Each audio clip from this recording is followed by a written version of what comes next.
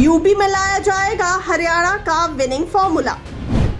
UP के OBC voters को साधने की प्लानिंग। यूपी में ओबीसी फॉर्मूला लागू करने की संभावनाएं। उपचुनाव में ओबीसी वर्ग से आते हैं 50% मतदाता। हरियाणा में हालिया चुनावी जीत ने भारतीय जनता पार्टी को एक नई ऊर्जा दी है। इस जीत के बाद भाजपा अब उत्तर प्रदेश में ओबीसी यानी अन्य पिछड़ा वर्ग फॉर्मूला लागू करने की दिशा में कदम बढ़ा सकती है। ओबीसी वर्ग भारतीय राजनीति में एक महत्वपूर्ण जनसंख्या है और इसे ध्यान में रखते हुए भाजपा इस वर्ग को साधने की रणनीति पर विचार कर रही है।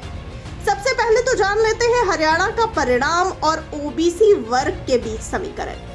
आपको बता दें कि हरियाणा में भाजपा की जीत में ओबीसी वर्ग का महत्वपूर्ण योगदान रहा। पार्टी ने अपने चुनावी अभियान में ओबीसी मुद्दों को प्राथमिकता दी, जिससे यह वर्ग भाजपा के प्रति सकारात्मक दृष्टिकोण रखता है। इससे उत्तर प्रदेश में भी ओबीसी वोटों को आकर्षित करने की संभावनाएं बढ़ गई हैं।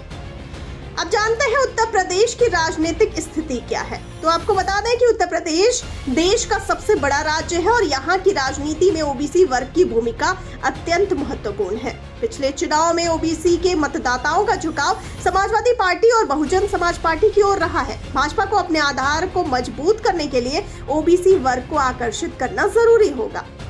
आइए अब जानते हैं ओबीसी फॉर्मूला की संभावित योजनाएं क्या हैं। तो भाजपा उत्तर प्रदेश में ओबीसी के लिए आरक्षण की नीति की समीक्षा कर सकती है। इससे ओबीसी समुदाय में एक सकारात्मक संदेश जाएगा। विशेष विकास योजनाओं की घोषणा की जा सकती है जो ओबीसी वर्ग के लाभ के लिए होगी। ओबीसी नेताओं और समुदाय के साथ संवाद स्थापित कर उनके मुद्दों को समझने का प्रयास किया जा सकता है।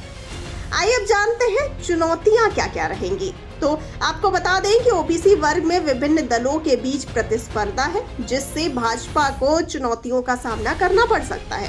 ओबीसी समुदाय में असंतोष के चलते भाजपा को अतिरिक्त प्रयास करने होंगे। अब इसका कंक्लूजन क्या निकलेगा, निष्कर्ष क्या निकलेगा? आपको बता दें कि हरियाणा में जीत ने भाजपा को उत्तर प्रदेश में ओबीसी फॉर्मूला लागू करने का एक अवसर दिया है। यदि पार्टी सफलतापूर्वक ओबीसी मुद्दों को संभालती है तो यह आगामी चुनाव में उसकी स्थिति को मजबूत कर सकता है। भाजपा को चाहिए कि वह ओबीसी वर्ग के हितों की वास्तविकता को समझे और उसे अपने चुनावी रणनीति में सही तरीके से शामिल करे।